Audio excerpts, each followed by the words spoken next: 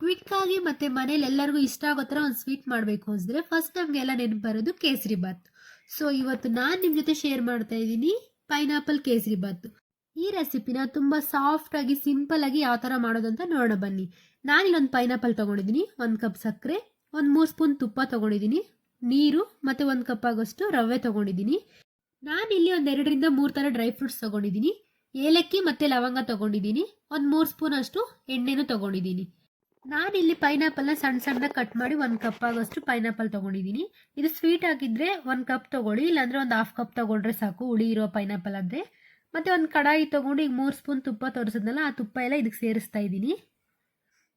ಈ 3 ಸ್ಪೂನ್ ತುಪ್ಪ ಜೊತೆಗೆ 3 ಸ್ಪೂನ್ ಎಣ್ಣೆನೂ ಇದಕ್ಕೆ ಸೇರಿಸ್ತಾ ಇದ್ದೀನಿ. ಮೀಡಿಯಂ ಫ್ಲೇಮಲ್ಲಿ ಇಟ್ಕೊಂಡು ಇದು ಸುಮ್ಮನೆ ಬೆಚ್ಚಗೆ ಮಾಡ್ಕೋಬೇಕಷ್ಟೇ ಇದನ್ನು. ನಾನಿಲ್ಲಿ ತೊಗೊಂಡಿರೋ ಡ್ರೈ ಫ್ರೂಟ್ಸ್ ಎಲ್ಲ ಎಣ್ಣೆ ಮತ್ತು ತುಪ್ಪ ಮಿಶ್ರಣದಲ್ಲಿ ಹಾಕ್ಬಿಟ್ಟು ಇದನ್ನೆಲ್ಲ ಒಂದು 2 ಮಿನಿಟ್ಸ್ ಫ್ರೈ ಮಾಡ್ಕೊತೀನಿ. ನಾನಿಲ್ಲಿ ದ್ರಾಕ್ಷಿ, ಗೋಡಂಬಿ ಮತ್ತು ಪಿಸ್ತಾ ಬಾದಾಮ್ ತೊಗೊಂಡಿದ್ದೀನಿ. ನಿಮ್ಮ ಹತ್ರ ಇನ್ನೂ ಎಕ್ಸ್ಟ್ರಾ ಡ್ರೈ ಫ್ರೂಟ್ಸ್ ಏನಿದ್ರೆ ಆ್ಯಡ್ ಮಾಡ್ಕೊಳ್ಳಿ. ಮೀಡಿಯಂ ಫ್ಲೇಮಲ್ಲೇ ಇದೆಲ್ಲ ಫ್ರೈ ಮಾಡಿಕೊಂಡು ಈಗ ಇದನ್ನೆಲ್ಲ ಒಂದು ಸೈಡ್ಗೆ ಇಡ್ತಾ ಇದ್ದೀನಿ. ನಾನಿಲ್ಲೇನು ತುಪ್ಪ ಮತ್ತು ಎಣ್ಣೆನ ಮಿಕ್ಸ್ ಮಾಡಿದ್ದೆ ಕಡಾಯಿಯಲ್ಲಿ, ಅದರಲ್ಲೊಂದು ಅರ್ಧ ಭಾಗದಷ್ಟು ಸೈಡ್ಗೆ ತೊಗೊತಾ ಇದ್ದೀನಿ.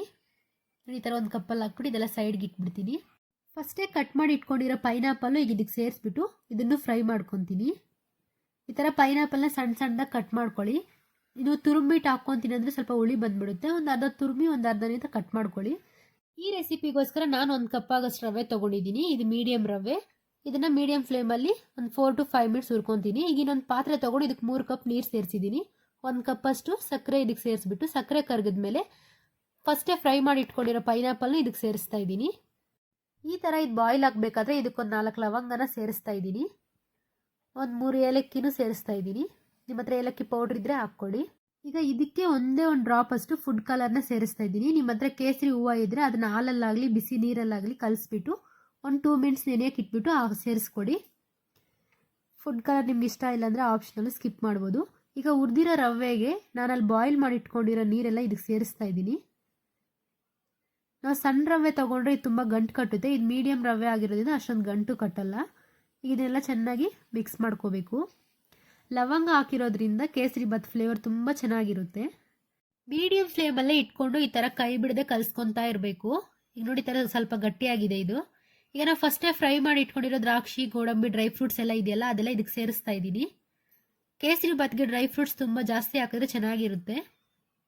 ಡ್ರೈ ಫ್ರೂಟ್ಸ್ ಎಲ್ಲ ಇದೆಲ್ಲ ಹಾಕ್ಬಿಟ್ಟು ಈ ಥರ ಕಲಿಸ್ಕೊತೀನಿ ಇದನ್ನು. ಈಗ ಫಸ್ಟೇ ಎಣ್ಣೆ ಮತ್ತು ತುಪ್ಪ ಮಿಶ್ರಣ ಒಂದು ಸ್ವಲ್ಪ ತೆಗೆದಿಟ್ಕೊಂಡಿದೆಯಲ್ಲ ಅದನ್ನೆಲ್ಲ ಈಗ ಈ ಥರ ಸೇರಿಸ್ತಾ ಇದ್ದೀನಿ. ಈ ಥರ ಕೊನೆಯಲ್ಲಿ ಹಾಕೋದ್ರಿಂದ ತುಂಬ ಸಾಫ್ಟಾಗಿರುತ್ತೆ ಕೇಸರಿ ಬಾತು. ಇದೆಲ್ಲ ಇದಕ್ಕೆ ಸೇರಿಸ್ಬಿಟ್ಟು ಮತ್ತೆ ಇದೆಲ್ಲ ಮಿಕ್ಸ್ ಮಾಡ್ಕೊತಾ ಇದ್ದೀನಿ. ಈ ತುಪ್ಪ ಮತ್ತು ಎಣ್ಣೆ ಮಿಶ್ರಣ ಈ ಥರ ಕೊನೆಯಲ್ಲಿ ಹಾಕೋದ್ರಿಂದ ತುಂಬ ಸಾಫ್ಟಾಗಿರುತ್ತೆ ಕೇಸರಿ ಬಾತು ಮತ್ತು ಬೇಗ ಗಟ್ಟಿ ಆಗೋದಿಲ್ಲ.